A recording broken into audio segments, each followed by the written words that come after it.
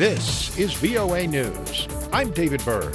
FBI officials told Democratic presidential candidate Bernie Sanders that Russia is trying to help his campaign.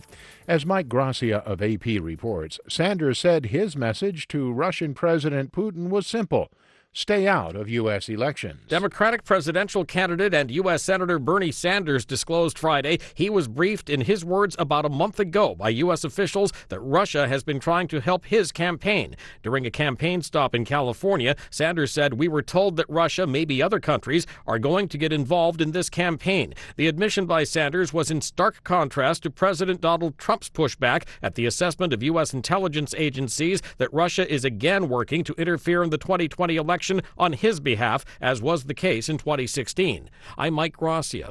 U.S. and Afghan officials have announced a reduction in violence agreement with the Afghan Taliban, in which both sides agree to stop offensive battles against one another. VOA Pentagon correspondent Carla Babb reports. A pause in fighting between the Taliban and Afghan and U.S.-led international forces is now underway. A first step, officials say, that could lead to the end of the 18-year war in Afghanistan. One major concern is whether the Taliban will be able to keep its sprawling network of fighters off the battlefield. If successful, U.S. and Taliban negotiators will sign a historic agreement on February 29th, leading to political talks between the Taliban and the Afghan government.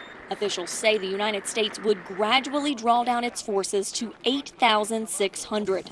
With a senior U.S. defense official adding non-U.S. international forces there would reduce troop numbers by about 20 to 30%. Carla Babb, VOA News, the Pentagon. For more on these stories, be sure to log on to our website, voanews.com. This is VOA News. China's National Health Commission said Saturday that mainland China had 397 new confirmed cases of coronavirus infections on Friday. The total accumulated number of confirmed cases in mainland China so far is more than 76,200. The death toll from the outbreak in mainland China is 2,345 as of the end of Friday. South Korea, meanwhile, reported an additional 142 cases Friday. Lebanon had its first case, while Iran announced 2 people died from the virus there. A 78-year-old man in Italy also died from the disease. Meanwhile, U.S. health officials said they are preparing for the possibility of the spread of the coronavirus through U.S. communities that could force closures of schools and businesses.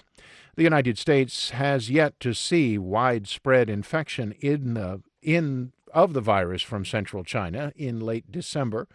But Dr. Nancy Messonnier with the Centers for Disease Control and Prevention told reporters health authorities are preparing medical personnel for the risk. Our goal continues to be slowing the introduction of the virus into the U.S.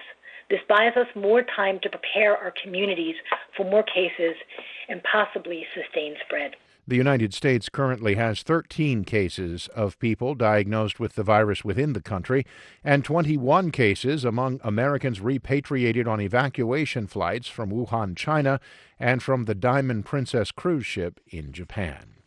UN Secretary General Antonio Guterres made an impassioned call on Friday for the end of conflict in northwestern Syria.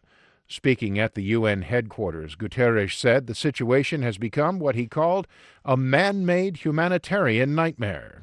All of this means that in addition to a dramatic and deteriorating humanitarian situation, we face now the risk of an ever more serious confrontation with increasingly unpredictable consequences. Guterres said something greater is required than the current effort, announcing that the UN is revising its plans and is asking donors for an additional $500 million over the next 6 months to aid the humanitarian crisis in Syria.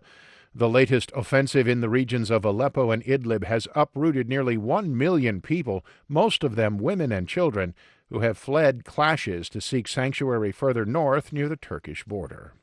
Wall Street continued to tumble Friday amid renewed fears that the virus outbreak in China will have a real impact on the economy. The Dow fell 0.78%, the S&P lost 1.05%, the Nasdaq dropped by 1.75%. I'm David Byrd, VOA News.